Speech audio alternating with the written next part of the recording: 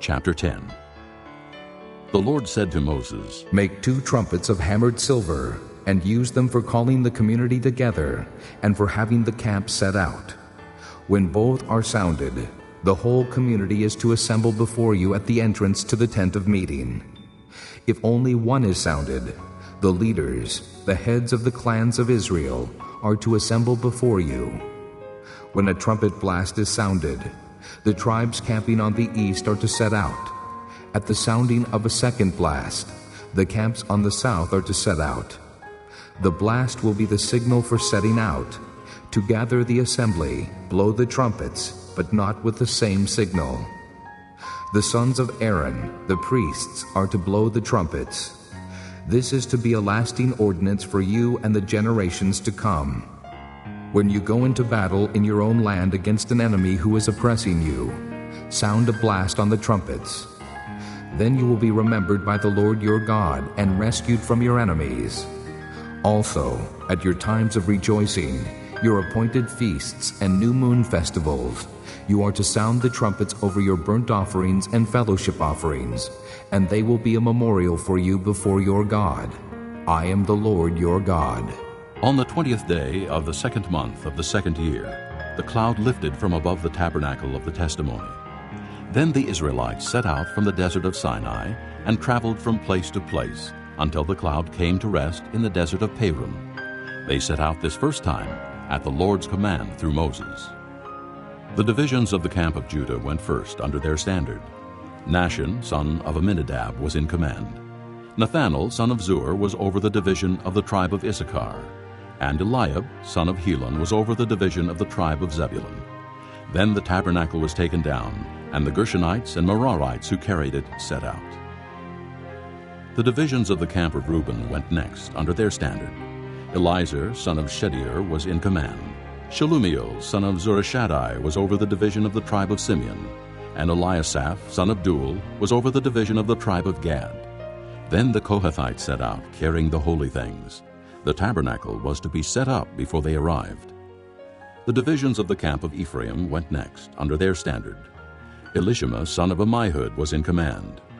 Gamaliel, son of Pedazur, was over the division of the tribe of Manasseh, and Abidan, son of Gideoni, was over the division of the tribe of Benjamin.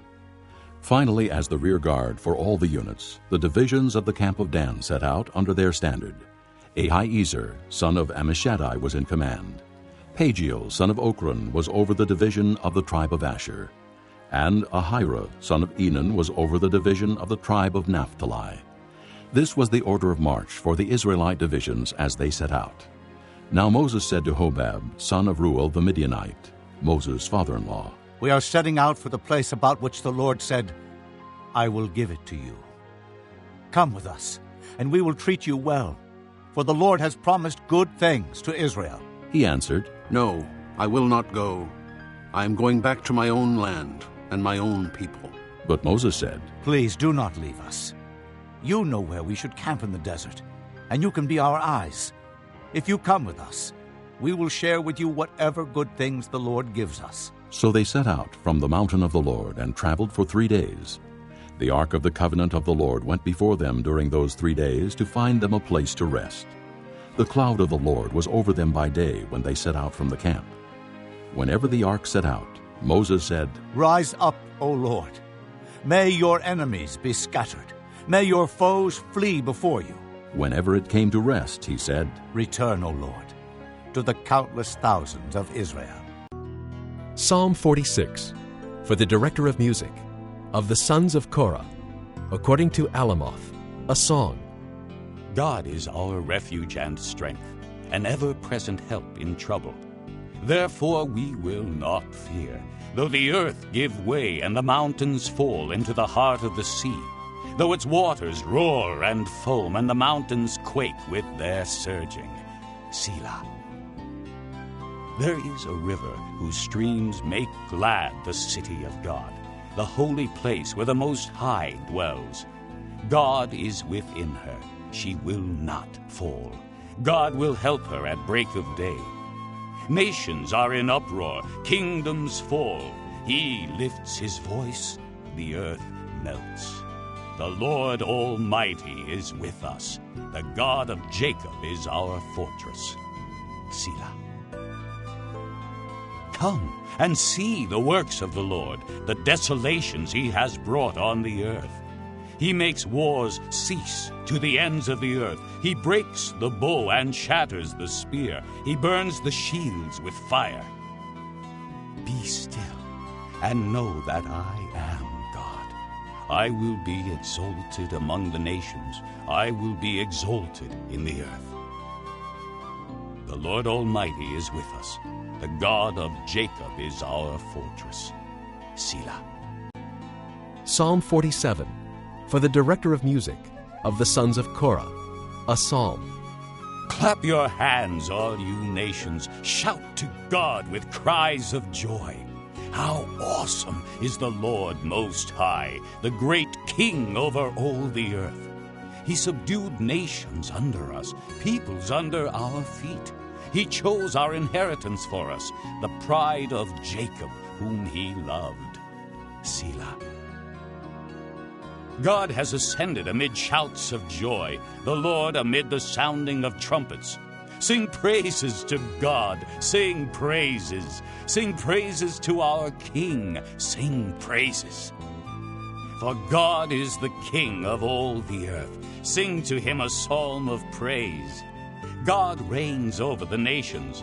God is seated on his holy throne. The nobles of the nations assemble as the people of the God of Abraham. For the kings of the earth belong to God. He is greatly exalted. Chapter 8. If only you were to me like a brother who was nursed at my mother's breast. Then if I found you outside, I would kiss you and no one would despise me. I would lead you and bring you to my mother's house, she who has taught me. I would give you spiced wine to drink, the nectar of my pomegranates. His left arm is under my head, and his right arm embraces me. Daughters of Jerusalem, I charge you, do not arouse or awaken love until it so desires. Who is this coming up from the desert, leaning on her lover? Under the apple tree I roused you. There your mother conceived you. There she who was in labor gave you birth. Place me like a seal over your heart, like a seal on your arm. For love is as strong as death, its jealousy unyielding as the grave. It burns like blazing fire, like a mighty flame. Many waters cannot quench love. Rivers cannot wash it away. If one were to give all the wealth of his house for love, it would be utterly scorned. We have a young sister, and her breasts are not yet grown. What shall we do for our sister, for the day she is spoken for? If she is a wall, we will build towers of silver on her. If she is a door, we will enclose her with panels of cedar. I am a wall, and my breasts are like towers. Thus I have become in his eyes like one bringing contentment. Solomon had a vineyard in Baal-Hamon.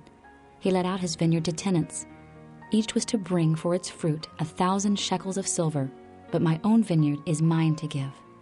The 1,000 shekels are for you, O Solomon, and 200 are for those who tend its fruit. You who dwell in the gardens with friends and attendants, let me hear your voice. Come away, my lover, and be like a gazelle or like a young stag on the spice-laden mountains. Chapter 8. The point of what we are saying is this.